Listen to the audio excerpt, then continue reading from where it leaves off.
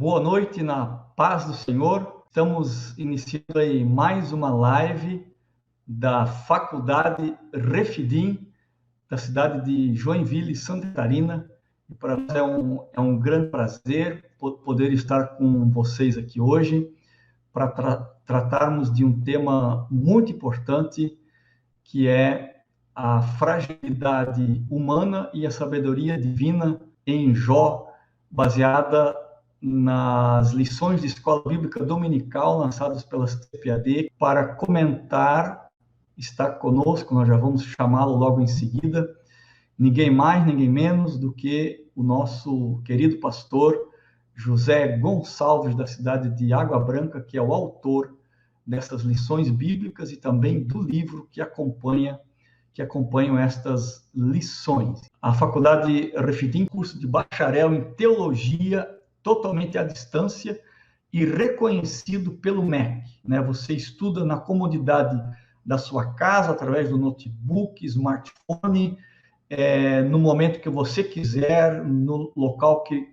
você quiser, totalmente à distância o nosso curso. Portanto, entre lá, as vagas estão abertas. E também nós temos o nosso curso básico, médio e avançado em teologia, que funciona nas igrejas através de núcleos. Procure o seu líder, a sua liderança local. Se a sua igreja não dispõe deste curso, você pode pedir ao seu pastor para ele entrar em contato conosco, que nós, com muita alegria, podemos disponibilizar esse curso na sua igreja. Sem mais delongas, então, vamos chamar aqui o nosso querido amigo, pastor José Gonçalves. Nós o recebemos com muita alegria aqui, pastor. O pastor José é bacharel em teologia, ele é graduado em filosofia e é mestre também em teologia e é presidente da Assembleia de Deus de Água Branca, no Piauí. Pastor José Gonçalves, além disso, é nosso amigo, nos encontramos em vários eventos promovidos pela CPAD, sempre uma conversa muito agradável, sempre muito querido, e por isso nós temos uma honra imensa em tê-lo aqui conosco. Ele já me convidou para ir na cidade dele, mas na época a minha agenda não bateu, né? E nós também queremos lhe trazer aqui em Joinville, depois que a pandemia passar, será uma grande honra recebê-lo aqui em Joinville. Pastor José Gonçalves, deixa aí as suas palavras aos nossos telespectadores. Boa noite a todos, a paz do Senhor a todos. Eu quero, nesta noite, dizer que é uma alegria, uma satisfação enorme estar aqui com o pastor Clayton, da Faculdade FD, que tem desempenhado um papel aí importantíssimo na formação, na educação teológica do nosso povo. E eu fico feliz por esse momento especial, estar aqui com você, embora você esteja tão longe de Joinville, e nós aqui nesse Nordeste, né, desse calorzão aqui, mas Deus tem nos dado graça. Estamos aqui hoje para trazermos uma conversa bem amistosa sobre o Jó, né, nesse período aí de pandemia, um momento oportuno para a gente travar uma história, um diálogo desse aqui, viu? Verdade. Aqui no Sul a gente teve um inverno bastante rigoroso, ele está dando adeus, e hoje deu 33 graus aqui, quase como aí, né? Então, bastante quente. Então, aqui 33 graus, amanhece o dia com 33, né? Olha só. Pastor, a gente sempre gosta de que os nossos convidados nas nossas lives, eles falem um pouquinho da caminhada, né, no ministério. A gente queria que o senhor falasse um pouquinho aí, em rápidas palavras, da sua jornada ministerial, especialmente como pastor de igreja e também como escritor de vários livros. O senhor tem acho que 6 ou 7 livros pela casa, várias lições bíblicas, né? E fale para a gente aí dessa sua tão bonita trajetória ministerial, acadêmica e também como escritor. Pois bem, a minha trajetória ela começa primeiramente aí como acadêmico. Eu entrei no Seminário Batista, como o senhor já fez referência aí na formação teológica, e me formei, fiz bacharelado em teologia. Depois eu fiz a faculdade de filosofia, né, na Universidade Federal do Piauí. E, posteriormente, eu ingressei no Ministério Pastoral de Tempo Integral. Fui funcionário público por 15 anos, da esfera federal, trabalhei 15 anos como funcionário público. E aí, quando o Senhor me chamou para o Ministério Pastoral, eu deixei a vida pública para me dedicar inteiramente ao Ministério Pastoral. Lá para cá, a gente tem pastoreado algumas igrejas no Piauí. Já vou fazer agora, no próximo ano, 20 anos de Ministério Pastoral. É uma caminhada aí já bem longa, né? Mas tem sido uma bênção, né? Tem sido uma bênção e eu tenho conciliado também dentro desse dentro do Ministério a função acadêmica também de lecionar. Eu dei aula na Faculdade Evangélica do Piauí por algum tempo, de teologia sistemática e também de introdução ao grego bíblico e ao hebraico bíblico também, né? Eu ministrei, eu tenho um período da academia bem grande que eu passei na academia, foi muito bom, né? Esse período na academia, eu gosto disso, né? Eu gosto da academia.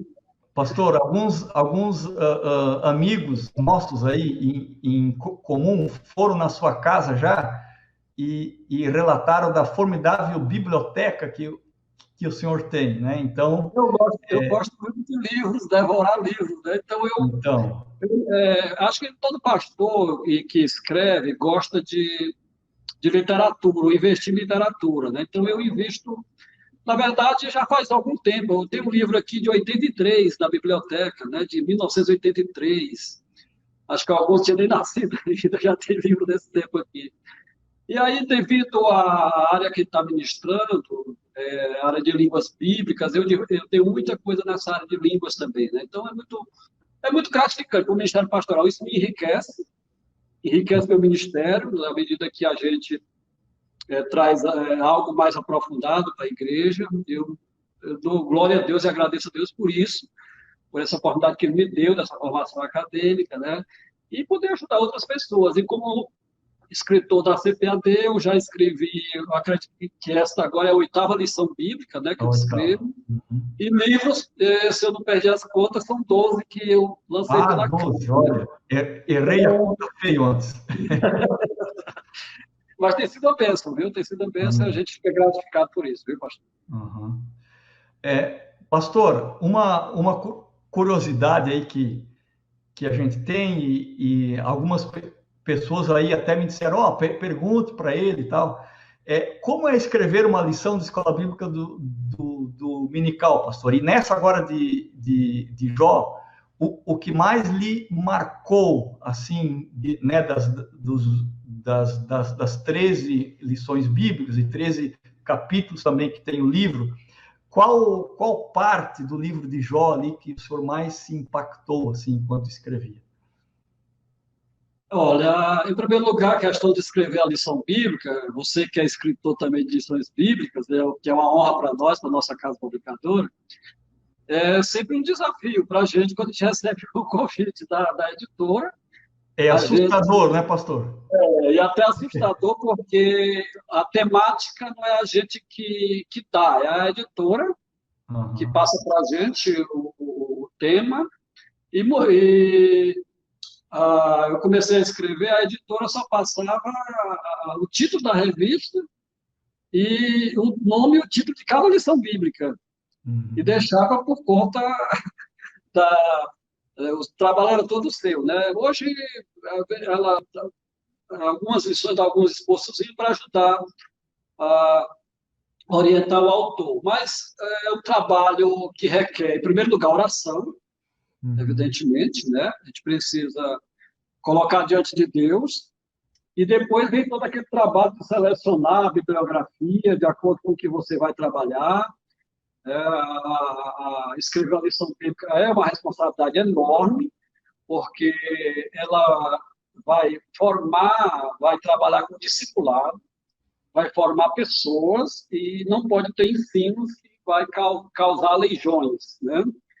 Então, a gente tem essa preocupação muito grande, e a gente que está na esfera pastoral, a coisa parece que pesa mais porque a gente tem aquela imagem de igreja, do crente que está lá, que tem o engenheiro, tem o carvoeiro, tem a doméstica, tem a médica, não é nivelado. Então, a missão ela precisa cobrir isso. Então, a gente tem que ter um jogo de cintura, vamos dizer assim, muito grande para você enquadrar isso de forma, né, que mantém aquele perfil da palavra de Deus, que tem que manter mesmo, né, que os princípios têm que ser mantidos, e de forma que se torne acessível ao povo. Né? Então, algumas lições têm um grau de dificuldade, mais, e outras menos. Como eu trabalhei muito com a área de exegese, né, na instituição, na faculdade que eu dei aula, então eu tenho uma certa liberdade com revistas que requer, exige de mim mais estudo expositivo e também exegético. Então, aquilo que para mim demanda mais, exige mais exegese, de texto grego, texto hebraico, de passagem, ou que seja exposição do texto bíblico, como a carta aos Romanos, que eu comentei, né, a carta aos Hebreus, são epístolas de um grau de dificuldade teológica muito grande, né, devido a serem temas que Paulo trabalhou em Romanos e o autor de Hebreus e Hebreus, requer, exige da gente isso. Então, com essa formação mais exegética, eu me dou bem nessas áreas, né? Me dou bem nessas áreas da exegese. Mas cada lição tem seu grau de dificuldade, como tem seu grau também de facilidade. Né? Tem lições que a gente pega e diz, essa aqui deu certinho, né? A gente vai trabalhar. Mas tem outra que a gente vai com a cara no chão dentro pedir misericórdia a Deus para que a gente escreva e atenda à realidade da igreja. Né? Escrever um livro independente não tem nada muito complicado, não, mas uma lição bíblica tem esse grau de dificuldade por conta do projeto que ela tem. Ela tem um projeto discipulado. E a gente sabe que a Assembleia de Deus é a Assembleia de Deus hoje por conta das lições bíblicas. Eu não tenho a menor medo de dizer isso, porque as lições bíblicas, elas que deram a identidade às Assembleias de Deus. Né? À medida que a Assembleia de Deus foi crescendo, né? Então as lições bíblicas ajudaram a formar essa identidade, a formatar essa identidade. Né? E é muito importante isso, né? A Assembleia de Deus ter essa identidade por conta das lições. Então você vê a relevância que elas têm, a importância que a lição bíblica tem. Né? Uhum. Eu acredito que um dos problemas que a Assembleia de Deus enfrenta hoje, quando ela se fragmenta, e muitas igrejas fazem sua própria revista, eu creio que isso interrompe o processo discipulado de identidade teológica da igreja, que vem de longe. Né? Porque a CPAD é uma editora, evidentemente, que tem seu lado comercial, mas ela não é só o lado comercial, ela tem esse lado vocacional, né? Esse lado que forma a identidade da Assembleia de Deus. Eu estava aqui, como eu falei com o senhor agora, quando a gente estava em off aí, eu estou trabalhando aí um texto aí sobre as nossas origens, e eu estou mergulhando também nas lições bíblicas desde a era de 30. Né? E a gente vê que o perfil, embora os autores, os missionários, o Lucas Berg, o Newstrom e outros tiveram uma formação diferenciada da nossa, mas aquele perfil de revista ele vai se mantendo ao longo dos anos. Sim. Ele vai se mantendo. E isso, a Assembleia de Deus vai perpetuando essa identidade, que é muito importante. Então, por isso a revista é importante, né? E a CPAD, a editora da Escola Dominical, com razão, porque ela sabe o valor que tem as lições bíblicas para nós. Né? Sim, sim. Eu quero aqui dar um oi para várias pessoas que estão interagindo aqui, e eu quero desde já deixar livre aqui para quem nos assiste. Depois, já o pastor José Gonçalves vai entrar no tema mesmo da lição, e eu já quero deixar aqui o incentivo para que vocês façam perguntas também, né? Para que depois a gente dê ao pastor José Gonçalves para responder. Façam perguntas fáceis, não precisa ser difícil, não. Difícil eu faço para você, viu? Nós temos aqui o James, né? Que está aqui com a gente, o o Breno Burgueira, o Evandro, a Elizabeth, o Paulo, a Luciane, a Josi Cidral, o Daniel, o pastor André Moreira também está aí com a gente. O pastor André Moreira tem um trabalho muito interessante sobre escola bíblica dominical, onde ele chama sempre vários autores de lições e teólogos. Então, um grande abraço aí para o pastor André Moreira. Ele tem um canal também no YouTube, entra lá e procure o canal dele. Joel Vorma está aqui com nós, o Marcos da Damares, o Fábio Borges, o Edson, o professor Gandra também está aqui com a gente. O professor Gandra é professor da casa. Temos aqui o Paulo Júnior e também a Luciene, que está aqui com a gente.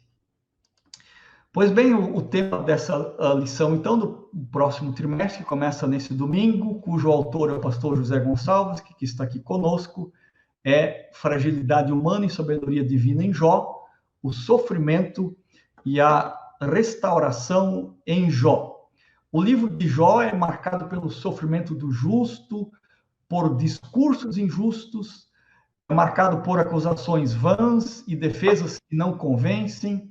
Nele existem falas extensas e silêncios ensurdecedores. O silêncio quase total de Deus, mas quando este fala, faz ecoar vida, esperança no coração de Jó. A aprovação intensa e alívio incomparável na graça de Deus. Um indivíduo está nas mãos do diabo, mas amorosamente cuidado e amparado por Deus. Um livro cheio de teologias, mas todas fenecem diante da teologia, da revelação e das palavras de Deus. Pastor, será que a gente pode dizer que Jó é um livro de contrastes? Sim, exatamente. Jó, a proposta dele é exatamente essa, é o contraste. Quando a gente vê que Jó ele vai se contrapor a uma teologia enraizada, um modelo teológico que tinha se perpetuado, né, e Jó vai quebrar um paradigma, teológico. Então, isso é bem interessante. Eu lembro aqui até do modelo de paradigma do Thomas Kuhn, que escreveu A Estrutura das Revoluções Científicas, quando ele diz que um paradigma para se firmar, ele surge na contradição do outro. Né? Então, há uma revolução, há uma crise. Então, um paradigma que Jó vai se contrapor é um paradigma, vamos dizer aí, milenar. Então, vai ter reação mesmo. A reação vem através da teologia dos amigos dele, né, que se contrapõem e são convencidos das suas verdades, né, e o empate vamos dizer, é sangrento. Porque a teologia da retribuição, que era a teologia que o livro vai se contrapor, né, que o próprio Jó também, ele era adepto dessa teologia. A gente vai ver quando ele vai lendo e vai passando pelo livro. Né? Então, a proposta do livro é incrível, é interessante. Isso mostra o seu caráter inspirado, que Deus estava por trás daquelas linhas, porque é um livro que, para os teólogos mais liberais, estava muito à frente do seu tempo. É por isso que alguns querem colocar Jó bem aqui próximo de Cristo, aqui do século, ou então do período do exílio. Um livro bem recente, porque a proposta dele é revolucionária. Sim. Ele vai contra esse modelo, aquele modelo que estava lá, teológico, e vai sair um modelo, né, que no Novo Testamento a gente vai ter mais luz sobre ele, a gente vai ter muito mais conhecimento sobre ele. Mas é aquilo, ele vai se contrapor àquela teologia, que era um modelo teológico e que moldava a sociedade também, modelo social também. Então o livro vai, como você falou, vai contrastar isso aí, vai bater de frente, né? Então é um livro com a proposta realmente revolucionária. Então é espetacular a gente estudar Jó por esse legado que ele deixou, né? Uhum. Pastor, qual foi a parte do livro de Jó que mais lhe chamou a atenção? Assim, o que o senhor mais causou impacto enquanto escrevia aí o livro de... O Jó que a gente conhece, que é cantado nas músicas, é aquele Jó mais triunfalista, né? É Uhum. aquele Jó do prólogo e do epílogo. O Jó do meio, o pessoal esquece, porque o Jó Uhum. do meio é o Jó humanizado, é o Uhum. Jó que chora, é o Jó que geme, é o Jó que reclama, é o Jó que chega quase a estourar, né? Ele, ele reclama, inclusive, uma das coisas que o Eliú vai mostrar, que Jó, um dos pecados de Jó, que o Jó não estava sendo julgado por isso, evidentemente, não era por coisa que ele fez, mas na trajetória do Jó do capítulo 3 para frente, né, até chegar no seu epílogo, é um Jó que vai reclamar até de Deus. Né? É um Sim. Jó que se sente injustiçado e atribui até a injustiça, que depois ele tem que se arrepender. Ele tem que reconhecer que errou. Né? Então, esse Jó do meio aí do livro, esse Jó que passa a reclamar, pouco é se falado dele. Daquele Jó que amaldiçoou o dia dele, né, no capítulo 3. Então, esse Jó é quase desconhecido de muita gente. É muito desconhecido. Quando uma vez um colega chegou para mim, um pastor, e disse: Rapaz, você não acha que Jó blasfemou? Não, eu disse: Não, não blasfemou, não. É porque eles têm algumas expressões dele que a gente fica sem entender. E é exatamente o Jó que está mostrando a nossa humanidade, mostrando como fosse até uma representação do humano, do ser humano, que não é um herói, são pessoas que Deus não censura por ele expressar essa humanidade dele. Né? Uhum. A gente É, tem que saber isso. Nós temos esse lado humano que Jó representa bem. nesse aspecto aí, às vezes a gente julga pessoas, né, que estão passando por momentos muito difíceis na vida, que falam coisas que até chocam, né? Mas Jó também falou coisas que chocaram, que não deveriam de ter sido ditas, digamos assim, mas que acabam sendo ditas num momento em que o sofrimento é tão intenso que não há para onde correr, né? E talvez as pessoas, lendo Jó, não percebem a gravidade da situação que ele se encontra, né? Porque ele Sim. perdeu tudo que ele tinha. A única coisa que ele não perdeu foi a sua vida e a esposa, que ainda ajuda ele a empurrar pro abismo, né? Exatamente. Então, diante de circunstâncias tão difíceis em que Jó vive, em que ele perde todos os seus bens, que você no seu livro citou muito bem, a cadeia produtiva dele, né? Ele perde toda a sua cadeia produtiva, ele perde todos os seus filhos, ele perde os empregados, ele perde a saúde, ele perde a alegria, perde a paz, ele perde tudo a tal ponto dele se raspar com um caco de telha. Isso digamos assim, é um absurdo humano total. Até você escreve lá no seu livro que tem um autor, não me lembro agora quem, que você cita, que disse que nenhum ser humano sofreu tanto quanto Jó, né? E diante de tanto sofrimento, o ser humano pode se desestruturar de tal maneira que acaba falando coisas que não deveria. Alguns autores, vê que Jó chegou quase a ser um sacrílego, né? Ele chegou Uhum, quase ao sacrilégio, mas ele não blasfema. Ele uhum, mantém a sua fé com o seu choro, estava sim. doendo mesmo, mas ele Uhum, mantém a fidelidade. Né? Deus dá sim, o sim. testemunho no final sobre isso, né? Mostrando Uhum, que ele suportou. E essa é uma proposta interessante para mostrar que, dentro da nossa humanidade, a gente passa por revés e modelo de sofrimento como o Jó. Né? Como eu disse, eu citei um rabino, você viu, no comentário da Bíblia hebraica, né, o Tanar, que ele uhum, fala que ninguém sofreu como Jó, né? No Novo Testamento, somente o Cristo, porque levou a carga dos nossos pecados. Aham, aham. Pastor, conta para nós aí qual, no seu ponto de vista, é a principal teologia presente no livro de Jó. Pois bem, então o livro de Jó ele é um livro bem complexo e completo também, né? Porque ele vai surgir esse modelo teológico, que, que eu chamei de um paradigma teológico novo, que o justo sofre, nem sempre os maus são punidos, que era que alguém sofreu porque está pagando por algum pecado, que é uma teologia muito comum hoje. É uma teologia muito comum que, se você passa reveses, é porque você cometeu algum pecado. Então, se você passa por adversidade, você está vivendo a verdadeira prosperidade de Deus. Quanto à prosperidade que Jó vai sublinhar, não é essa prosperidade sem sofrimento, sem adversidades, né? Não é aquela coisa de uma redoma de vidro, de você estar blindado do mundo, nada disso. Nós estamos na arena da vida.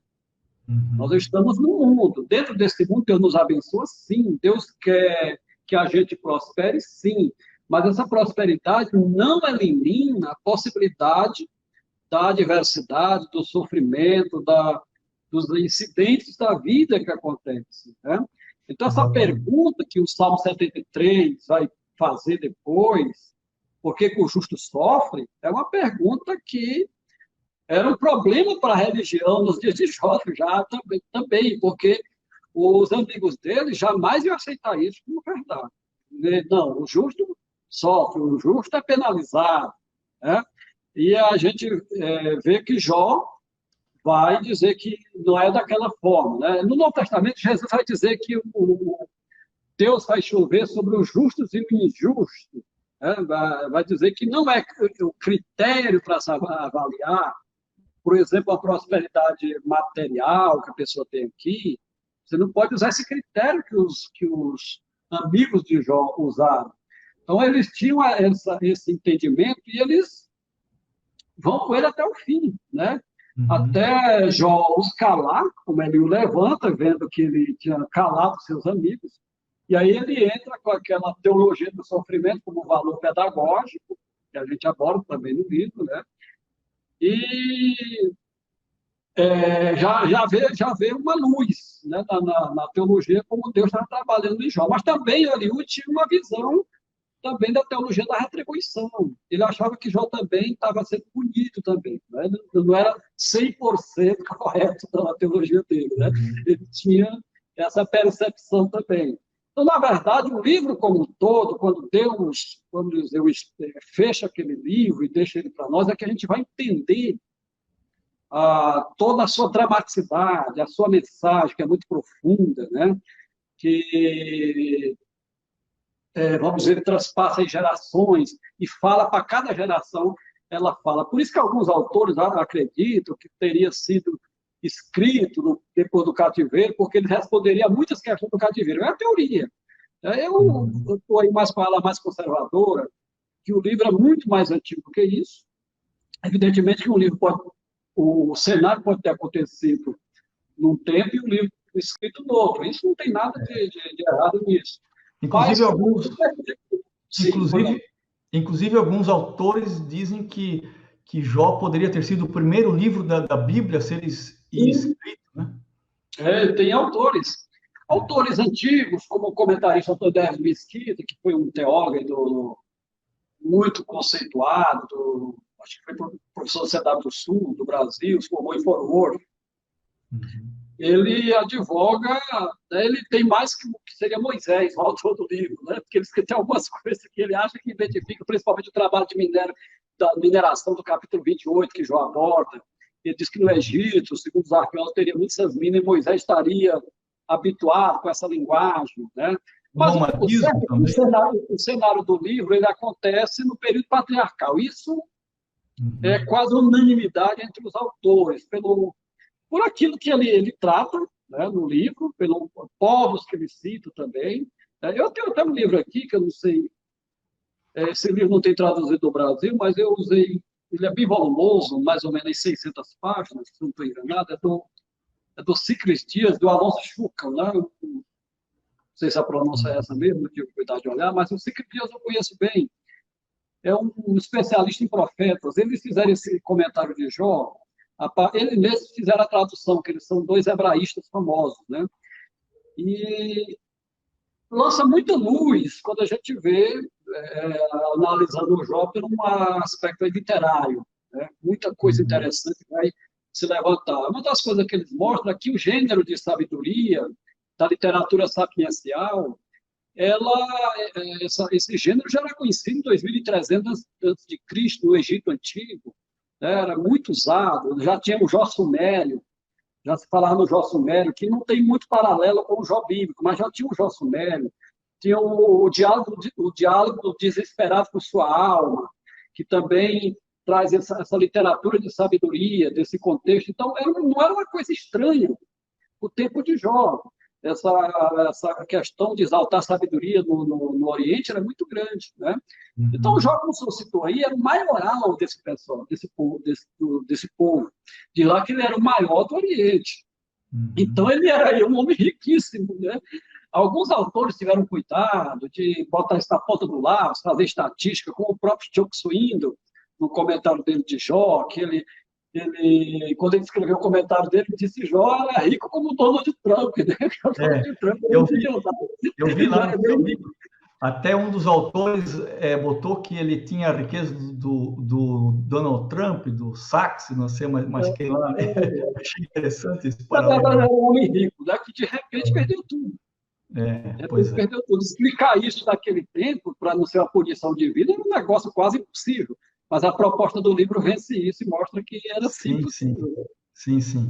O pastor, esse desmonte, né, que o livro de Jó faz na justiça retributiva, né, que na verdade está presente nos discursos dos amigos de Jó, mas que o propósito principal do livro é desmontar isso, né? É, é, eu tenho uma impressão de que Jó é um dos livros do Antigo Testamento que mais aponta para o Evangelho. O senhor também tem essa impressão, pastor? Exatamente, o Evangelho ele vai com essa proposta, né? Paulo, principalmente a Uhum. teologia paulina, a gente vai ver muito isso, e os evangelhos vão trazer isso, né? Os quatro evangelhos, falando que é Uhum. evangelho como o corpo todo, né? Mas é isso, e é uma proposta atualíssima, porque a teologia da retribuição, ela está em nosso meio.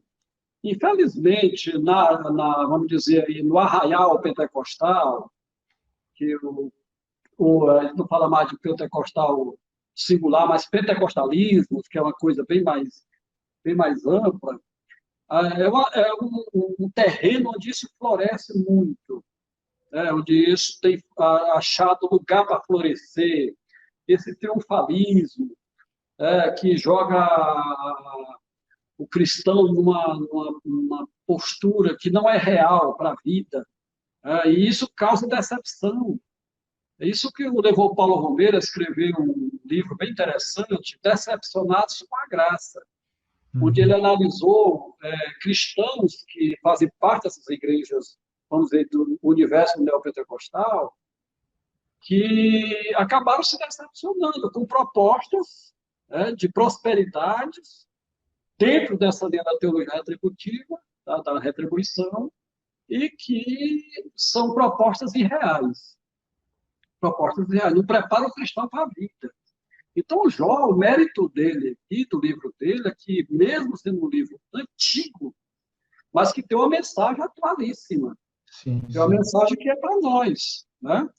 Para nós que somos já dessa geração mais jovem, que estão mais distantes dos pioneiros, que não pensavam da forma que muita gente pensa hoje, porque eles começaram com a coisa difícil mesmo, né? Uhum. Então, eles sabiam que o evangelho era caro mesmo. A vida cristã era você estar na arena da incompreensão, do sofrimento, tinha que depender diariamente da providência divina, até para sobrevivência. Né?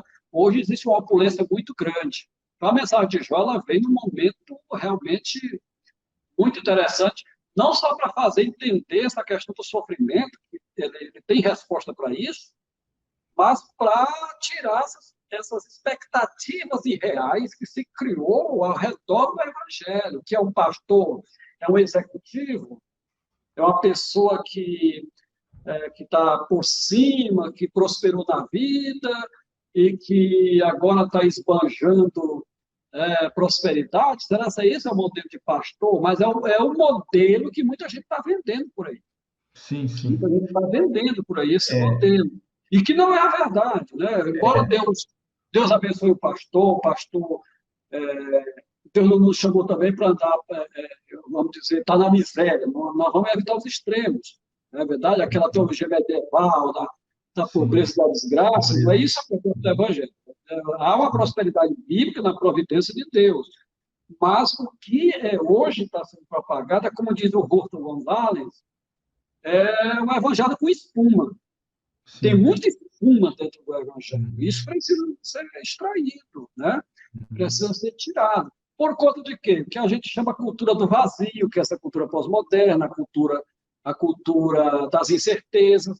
Isso joga as pessoas na arena de utopias, de um evangelho que não corresponde àquele evangelho real da Bíblia, é um evangelho mais mitológico. É isso. Uhum. O livro de Jó vem para desmontar esse negócio. É interessante que os pregadores neopentecostais eles conseguem pregar só do finalzinho do livro de Jó, né? Eles não conseguem fazer a trilha toda do livro, porque se fizerem a trilha toda do livro, com certeza eles vão ter que se questionar a teologia que eles têm, Só, né? E só prega o prólogo e o epílogo, né? isso é. Na verdade, paradoxalmente, o neopentecostalismo ele dá certo exatamente porque usa a justiça retributiva. E é justamente isso que o livro de Jó quer combater, né? Mas eles não conseguem chegar lá, né? É uma pena isso, né? E que tanto o seu livro quanto a sua lição nos ajuda a combater também digamos assim,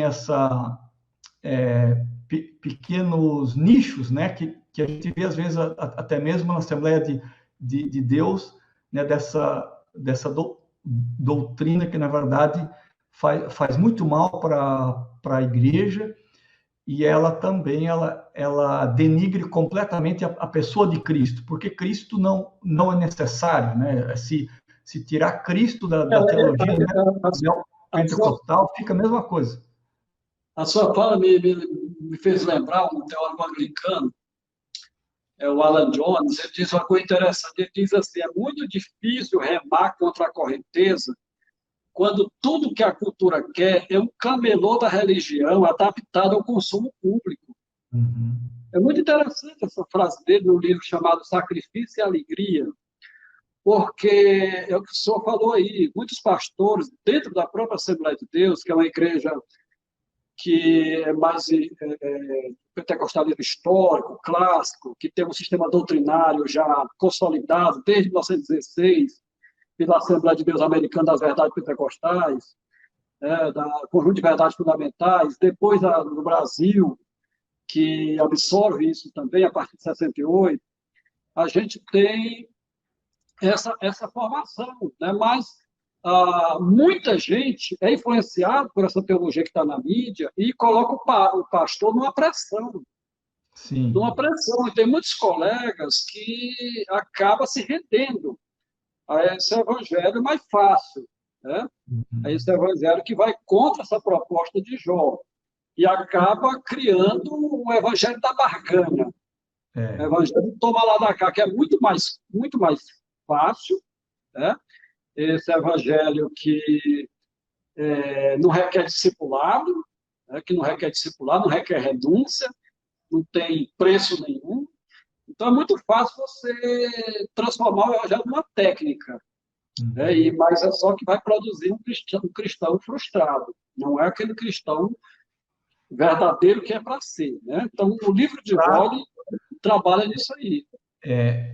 Produz um cristão frustrado, porque o evangelho não é isso, né? E, além disso, produz pessoas que não mudam de caráter, porque todos os problemas são culpa do diabo, né? Se é culpa do diabo, para que eu vou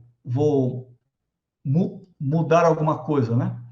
E é interessante que o livro de Jó, o diabo aparece com força aí dos 2 primeiros capítulos e some. Desaparece. Não é a proposta do livro criar uma teologia em torno de Satanás. Tem muita gente que, para sobreviver, tem que escravizar o diabo. A sua teologia tem que ser refém para poder sobreviver. Na verdade, Satanás sabe que é um ser, eu trato isso com muita clareza, procurando trazer a palavra de Deus. Eu não trato como um ser mitológico, trato como um ser real, que a Bíblia eu vi lá trata. Eu creio que Jó mostra isso também, mas tem muita...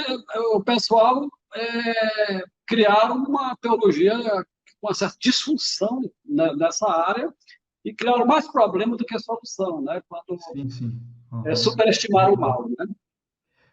Eu quero dar um oi aqui para alguns telespectadores nossos que estão aqui com a gente, tá? A Jordânia aqui conosco, tá o Dr. Maxwell Fajardo, que é aluno aqui da Refidim, e toda quarta, quinta-feira do mês, ele e o professor Mário Sérgio estão aqui falando sobre história das Assembleias de Deus. Então, um alô aí para o nosso querido amigo Maxwell Fajardo. Também está aí o professor Ailton Martins, temos aqui o Gilvan com a gente, a Dora Delmonte dizendo que é um excelente assunto, o Durval Bulhões está aqui conosco, a Ana Correia está dizendo que a EBD é a maior escola do mundo e é um excelente tema. E ela também está dizendo que o diabo sempre perde. Com certeza ele já perdeu na cruz, né?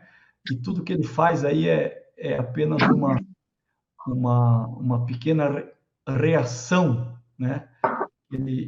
Que ele consegue fazer.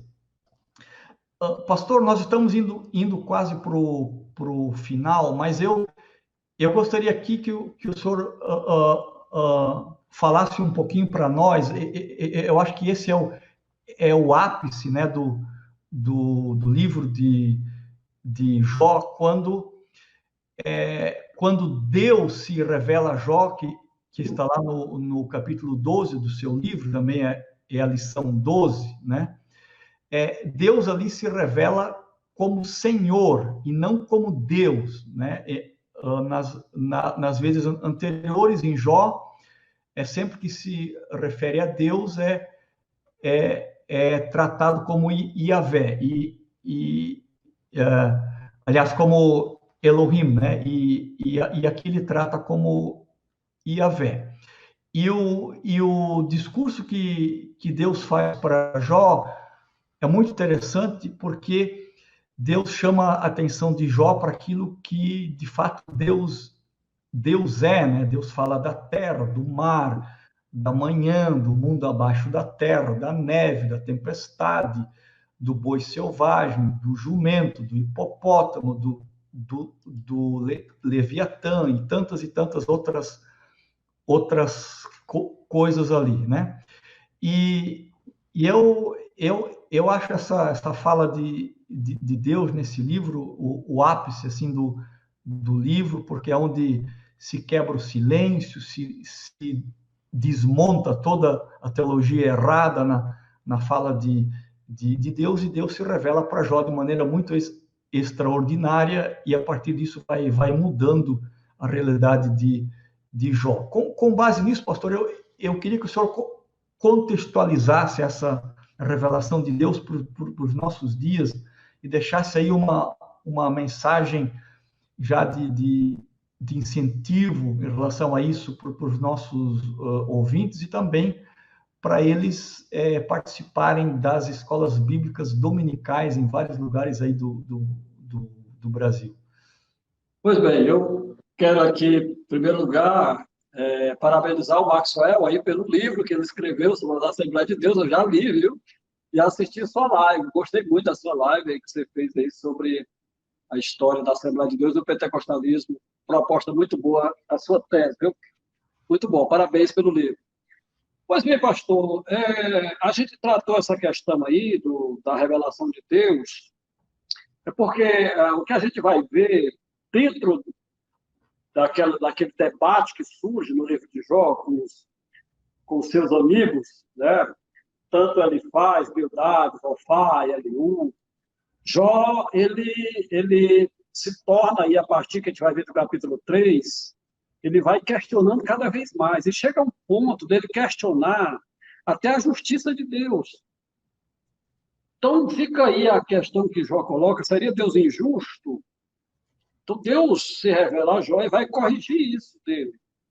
Então, Jó teria sabedoria, seria justo a ponto de trabalhar um mundo complexo como é esse nosso e agir como Deus agia, se ele não era capaz nem de domar feras naturais, se ele não era capaz de entender a mecânica celeste.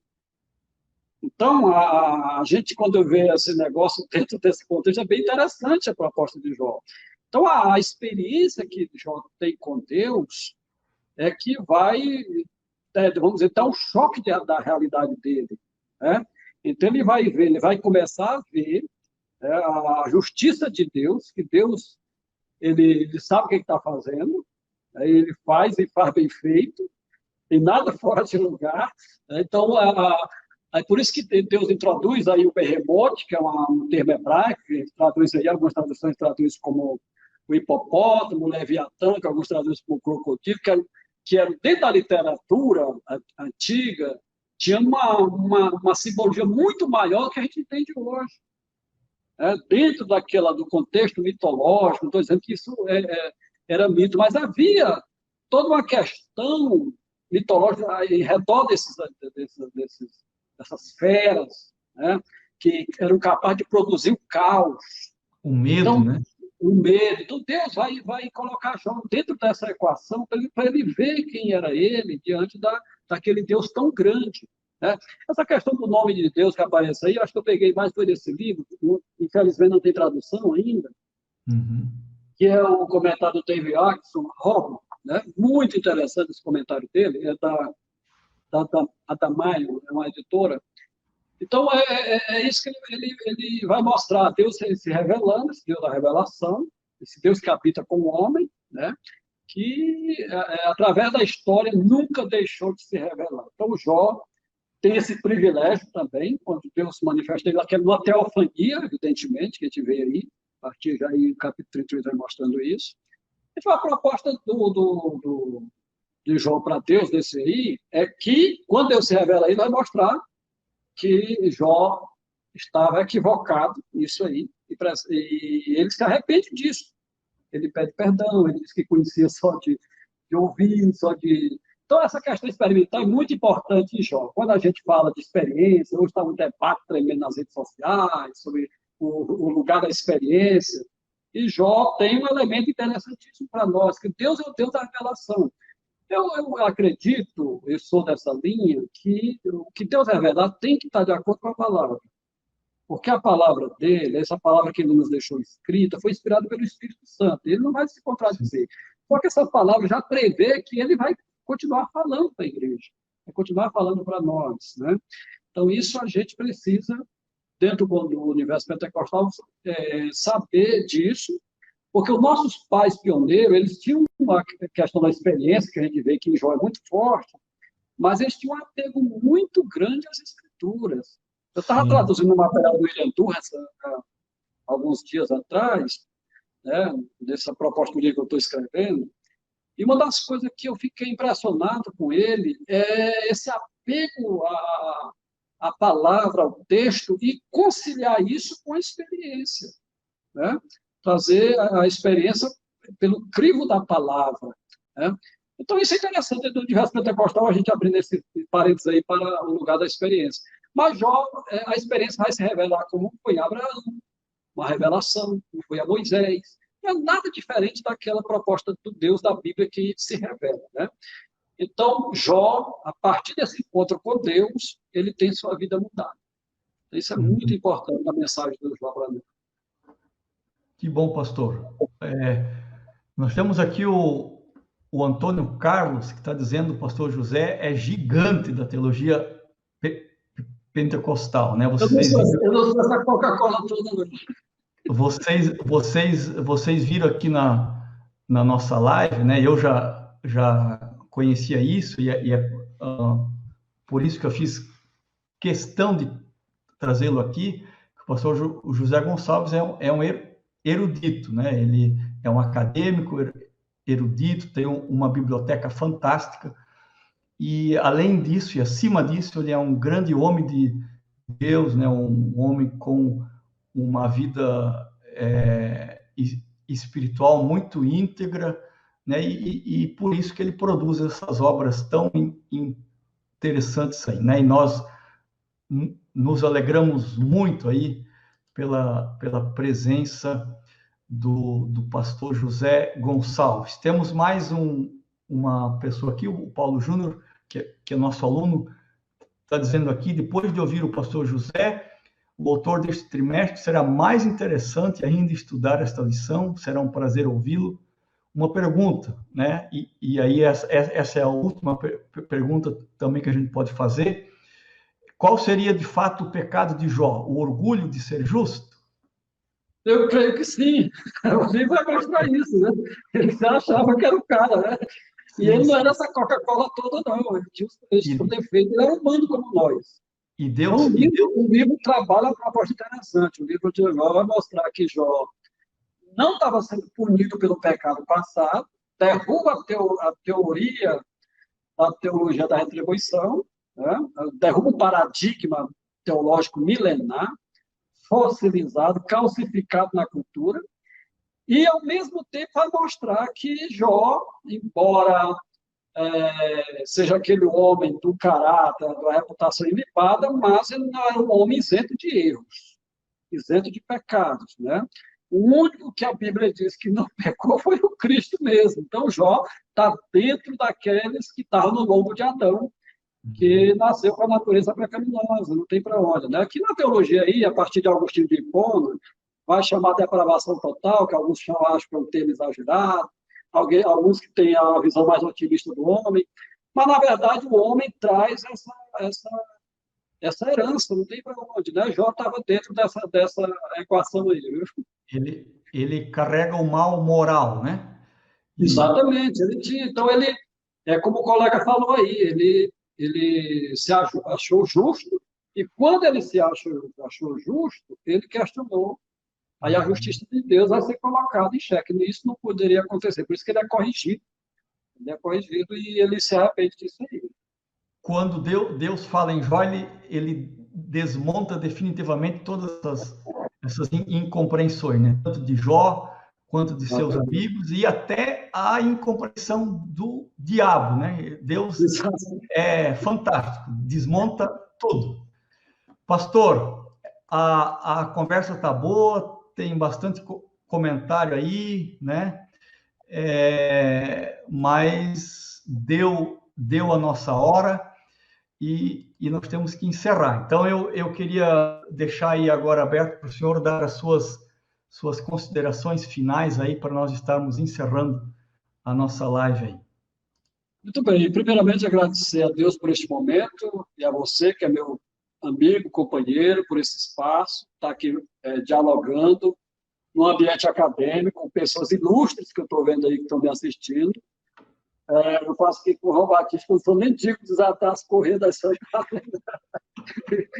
e a gente fica feliz porque pessoas estão sendo edificadas, a faculdade está desempenhando um papel fantástico, ao levar reflexões desse nível para o nosso povo, né? E graças a Deus, temos um trimestre aí para aprendermos mais da palavra de Deus, e Jó continua falando, e a gente precisa continuar ouvindo Deus através dele. O que eu disse aí no livro, Jó é a graça oculta, que mesmo sem falar, ela tem uma mensagem, né? Mesmo calada, oculta, mas ela consegue se expor, se manifestar. Então, Jó é isso aí. Então, nós queremos agradecer, pastor José Gonçalves, eu como diretor e em nome de todo o corpo docente e discente da Faculdade Refidim, a sua amabilidade em aceitar o nosso convite de estar aqui conosco. É uma honra imensa tê-lo aqui, né? Porque o senhor é uma autoridade na Assembleia de Deus, muitíssimo respeitado, e por isso a nossa honra é dobrada em tê-lo aqui conosco. O desejo nosso é que esse trimestre aí de escola dominical seja um trimestre que abra os olhos de muita gente, e especialmente que compreendam, né, que o sofrimento faz parte da vida humana. O justo sofre, sim, mas Deus está sempre presente, abençoando o seu povo. E você que não é aluno da escola dominical, vocês ouviram aqui o pastor José Gonçalves falando, né, de que o grande aglutinador, digamos assim, da teologia das Assembleias de Deus no Brasil, ou o grande preservador da doutrina e dos dogmas, e eu falo isso também lá na minha tese, né? Eu acho que o senhor leu também lá, concordamos nisso, é que a escola dominical é esse aglutinador teológico das Assembleias de Deus aqui no Brasil, e além disso ensina a vida cristã a todos aqueles, a ter uma vida cristã autêntica, né? A todos aqueles que vão à escola dominical. Então, obrigado. Eu até digo, pastor, se você quiser medir a temperatura de uma igreja, meça pela escola dominical. Exatamente. Se ela tem uma escola dominical fraca, é uma igreja fraca, não tem para onde.